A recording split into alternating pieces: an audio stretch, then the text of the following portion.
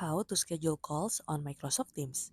Scheduling a call or meeting on Microsoft Teams is quick and easy. Here's how to do it. Open Teams and go to Calendar.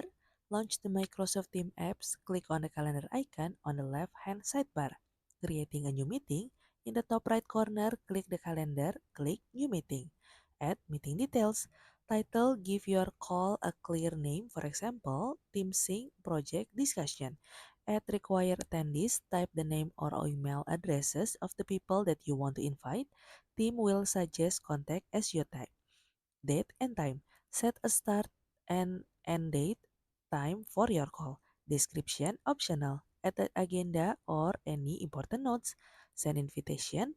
Once all done are filled, click send on the top right corner. That's it. Your meeting will appear in your Teams calendar and in Outlook calendars if you're invited. That's how to schedule calls on Microsoft Teams.